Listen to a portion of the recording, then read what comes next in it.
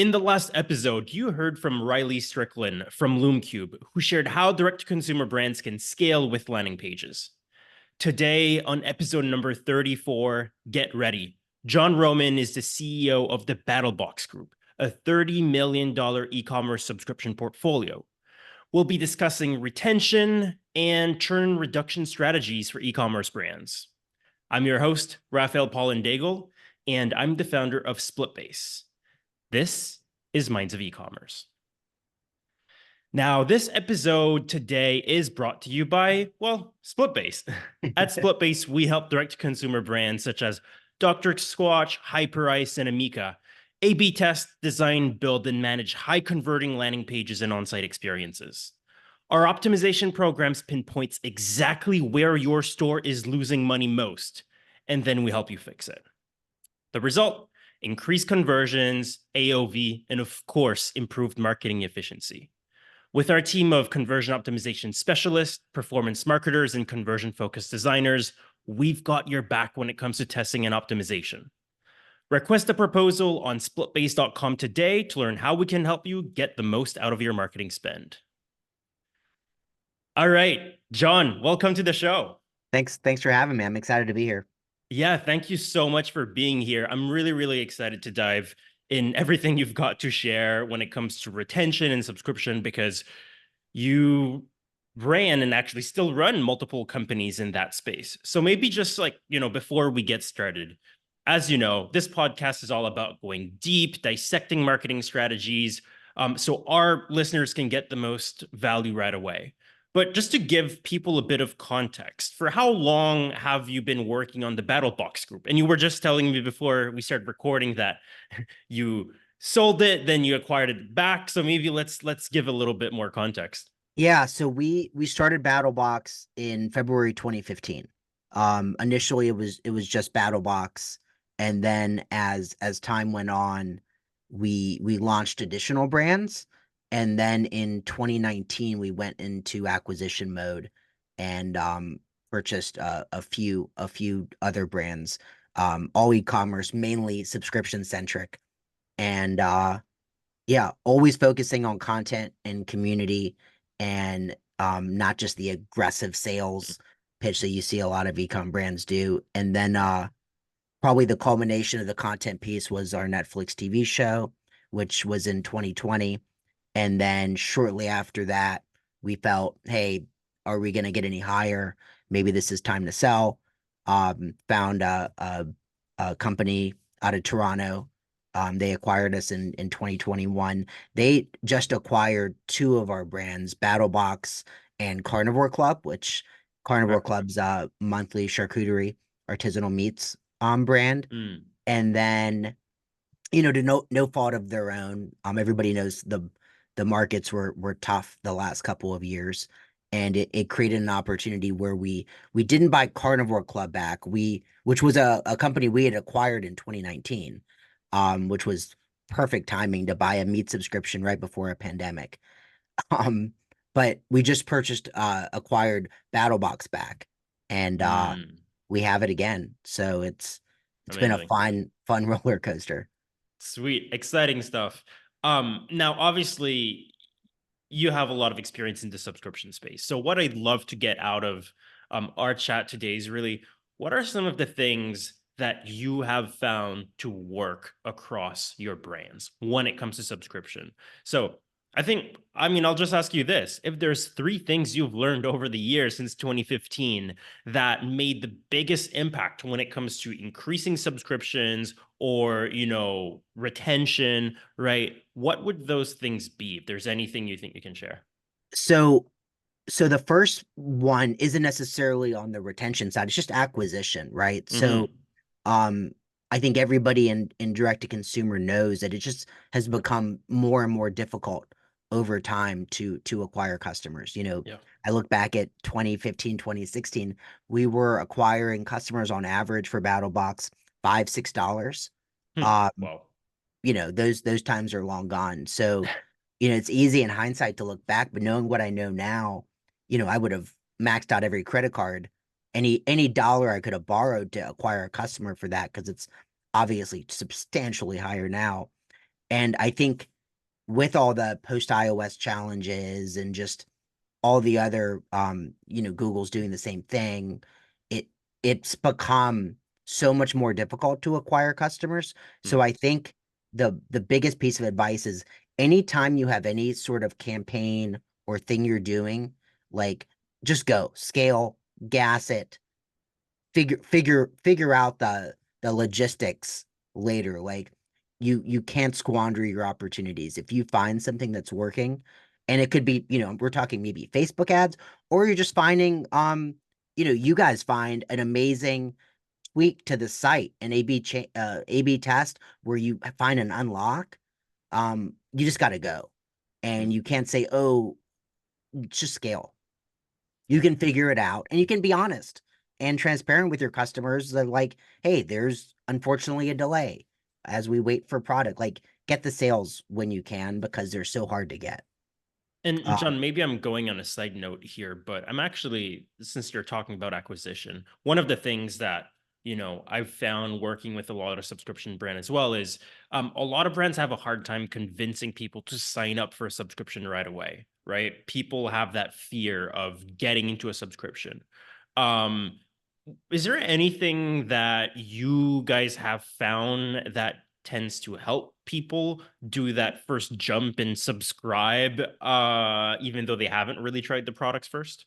sure. So it's a great point, right? And I think as the economic challenges we've seen over the last year and a half, is if anything, it's made it more of a tougher decision, right? People are a little bit more conscious with their discretionary spending.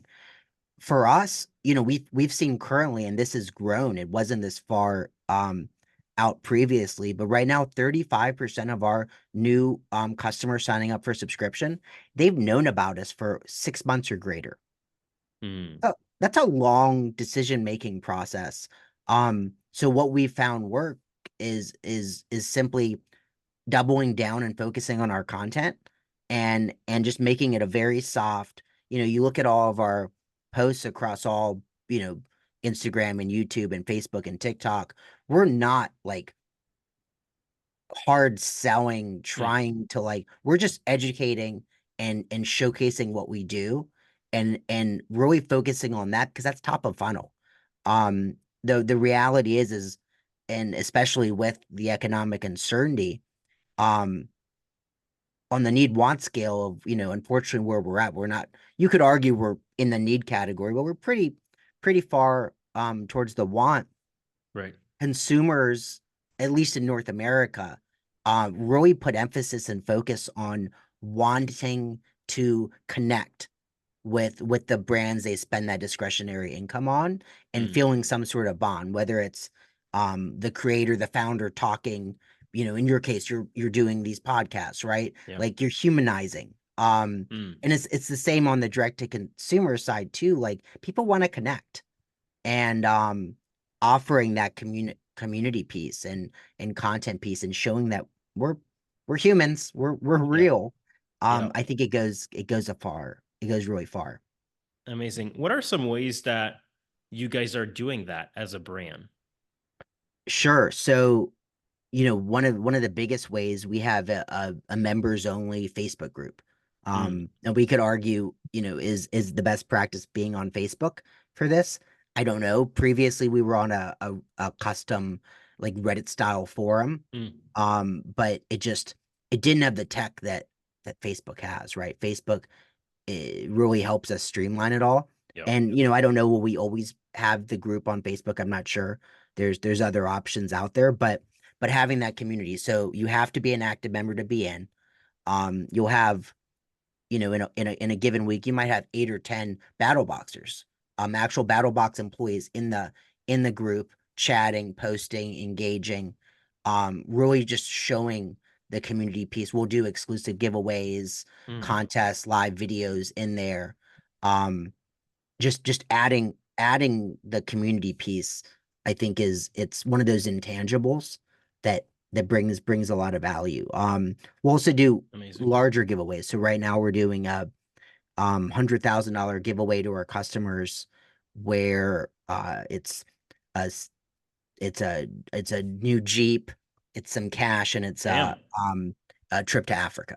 So like just that's outside the exciting. box stuff like that. Last year we did we put five random golden tickets in the boxes, and those five people, we flew them to Texas, met them there, hung out with them, then we put them all in actual World War II tanks, and they shot those tanks at a target downrange. And No way. unfortunately, no one hit the target, but the hope was someone was going to hit the target. We were going to give them $100,000. So just Wow, outside the box stuff to really connect um with your customers, which it that's at first, amazing. yeah, at first glance you're like, wow, this is excessive, or this doesn't make sense. It makes sense. The ROI is there, the retention is there. People feel the connection to the brand and they want to be a part of it. I love that you're sharing that because I didn't even think that we were going to talk about giveaways or anything yet. But, I think brands think of like, oh, let's do a giveaway of like a box of products, right? Like a free month. And then you just are taking this to Yeah, another let's get level. outside the box. um Exactly. But it creates One so of much excitement, right? It's like it has more value than just getting people excited, more value than just a regular giveaway. yeah, and people, so like the $100,000 prize package I just spoke about, we're Yeah. actually using that. We gave it, we entered all of our existing customers, and we are using it as a new sales tool for new. But you look at the tank event, the golden ticket event, we announced it the day after our renewal occurred. So it was crystal clear this was not a sales tool, Mm. because if you weren't a customer and you were seeing it, you weren't participating. It was Ah, only for our customers. And that, it seems little and almost counterproductive. Like, why would you not offer to new customers, get new customers? But right. by not doing that and by making it very, very clear post renewal, hey, you just got entered into this. It's clear what we're doing, right? We're giving back to our customers. We're not using it for I don't want to say malicious reasons, but we're not using it to our own advantage. We're Right. truly giving to our customers. It becomes core to your retention strategy at the end of the Yeah. day. Now there's Okay. we also do obviously traditional Yep. blocking and tackling and best practices when it comes to retention. So let's talk about more of those because obviously you have so much experience.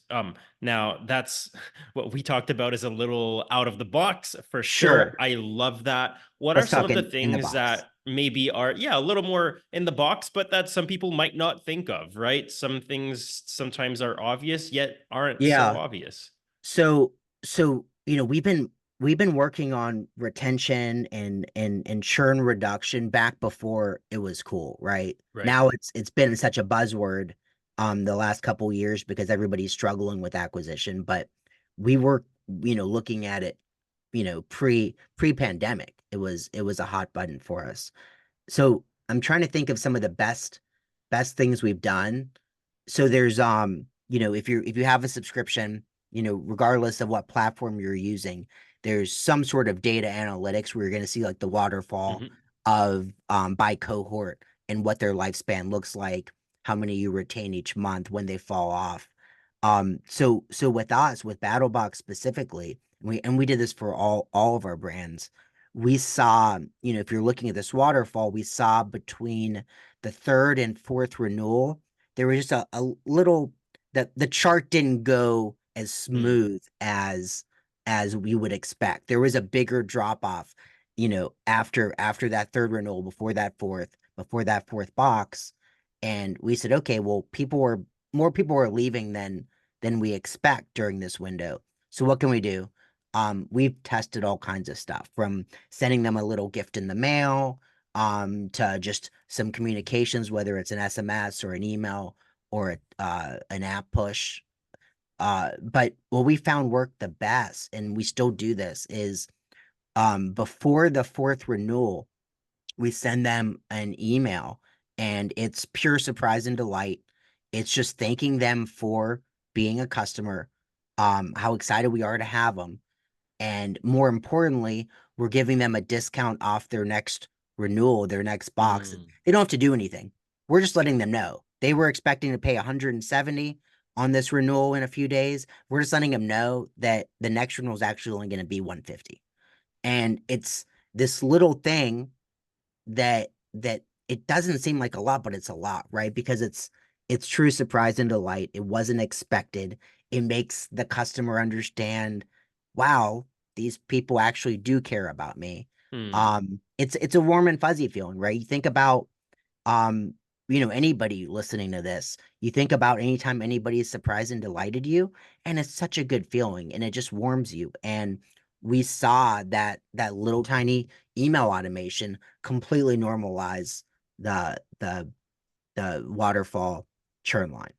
Amazing. And if that $25 is the one thing that keeps people on for another 3, 4, 5, 6 months, right? It's Right. totally worth it. Yeah. Yeah, it instantly pays dividends. And it's, with subscription, saving those customers. And if you're saving, whether it's only a couple dozen or a couple hundred or 1,000, but even a couple dozen, and they stay on, to your point, those extra months, that number starts becoming a large Oh number, and yeah. it's quickly hundreds of dollars, quickly thousands of dollars, and then tens of thousands and hundreds of thousands. It's wild how quickly it adds up. Amazing. Obviously, you guys have tried a lot of things, and not everything worked. You just talked about a couple of things that works great, but what are Sure. some of the things that you've tried that really did not work or didn't move the needle? And Yeah, so I actually have one that it works now. We failed at it so much so, probably for a year and a half. Like, we wanted to make it work and we just couldn't figure it out. And we just kept hitting our heads against the wall, and we finally solved for it. But it was a journey, and it's it's easy to implement. It's having someone on the phones mm, calling calling customers. So we call it a win back professional. yeah, And so we tested the full gambit of time period. Our theory was that picking up the phone and talking to someone within the first 14 days of canceling, we might be able to better understand why they left and present a solution to bring them back. In reality, that wasn't the case. So we did a bunch of testing from what the offer was to when we were calling, and we found the sweet spot was calling our churn customers between 90 and 120 days after they left mm, us. Our theory was fresh first 14 days. right, And then we even, tried post year, and that 90 to 120 day mark, at least for us, and it might be different for brands, but I guarantee you yeah, there is that sweet spot. It was enough time had passed where they still remembered the subscription, but it wasn't the wound had healed for the reason they left. And mm, having to being able to have a conversation with them. The phone call is positioned as a customer service call. The conversation starts truly genuinely trying to understand why they left in the first place. And, mm. based on what they say, we try to present a solution to overcome the reason they left.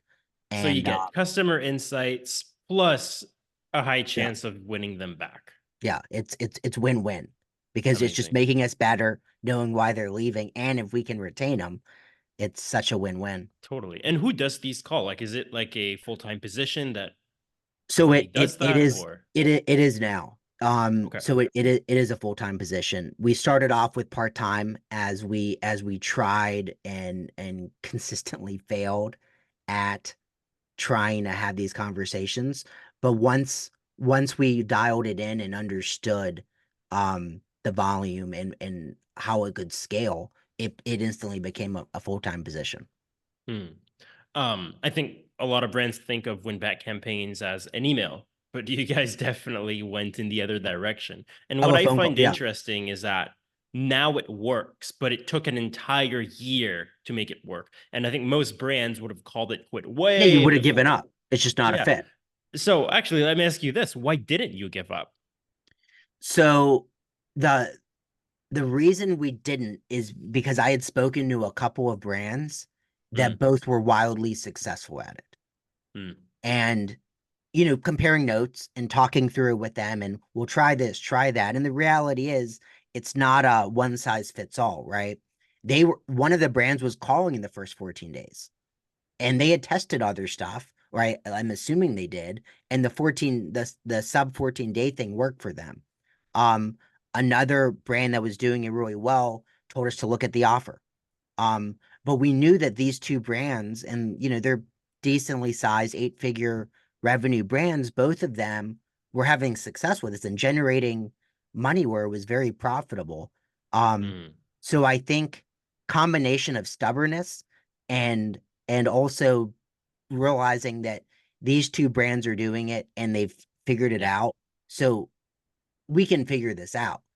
I mean, my team probably thought it was crazy, maybe 6, 7 months in, but I think we've been really good at when we identify that something's possible, we don't Yeah, really give up um that's great. until we can prove it, which I think, to your point, a lot of people, if they don't see that instant gratification, Yeah. they move on. And I think that's a miss sometimes. Yeah. I mean, we do live in an era of tactics, right? Overnight Oh, tactics, and sometimes patience is actually the answer.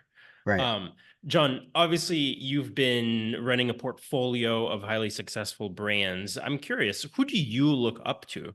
Like, who is your mentor? Like, is there anyone that really helped you become who you are today?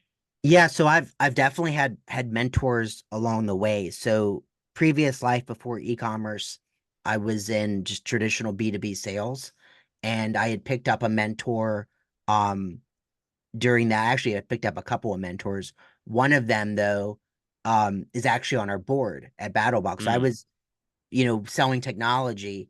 He was in senior leadership and mentored me. And he got into mergers and acquisitions, and we quickly knew that he was going to be a fit to help us get our company back.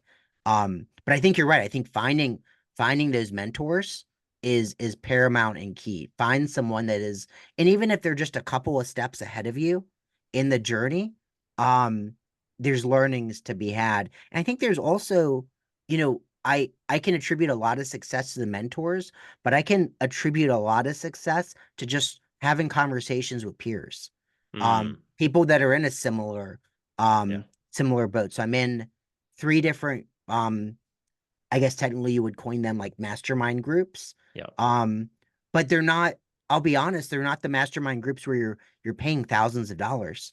In right. fact, only one of the 3 has a dollar amount, and it's 100 a month.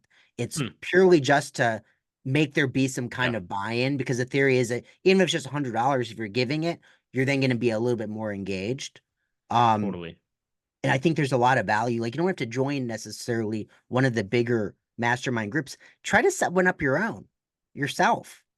I think having those conversations and sharing best practice, what's working, what's not working, is of such value. And it's honestly, it's a Totally little agree. bit therapeutic, right? Yep. Most people aren't going to have many people in their lives going through what you're going through. So to be able to sit down, even if it's once every couple of weeks, with people doing the same thing, So there's true. value in that purely from the therapeutic standpoint. I fully agree. Now we've been talking to John Roman, who's the CEO of the BattlBox Group. Now, John, if people want to learn more about you, where should they go? Sure. So I'm really active on LinkedIn. Um, I need to be active on X. I'm just not very good at it. And I'm not At least putting you're saying X and not Twitter. I still haven't gotten that out of my habits. this might have been the first time I ever did that. I normally say X, Twitter. Um, Also onlinequeso.com. So it's a blog. It's, I'd say, 80% me, 20% other people in the e-commerce industry. The goal of it is to, I think X is really bad. A lot of the influencers on X, I know some don't. I know you interviewed Chris Mead, right? So Chris shares some of like the losses, and I Yep. think that's paramount. And that's a lot of the focus of online queso. Is it's not all just wins, right? The Mm, losses are arguably more important, because there's typically good learnings yeah. from it when you So much more fail. to learn. So that's the focus of that. But yeah, LinkedIn and online queso are probably the two best places. Awesome. John, thank you so much for being here. Really appreciate your time. This was a fantastic chat. And yeah, people who are listening to this, go check out what John's writing, and we'll talk to you soon. Cool. Thanks so much for having me.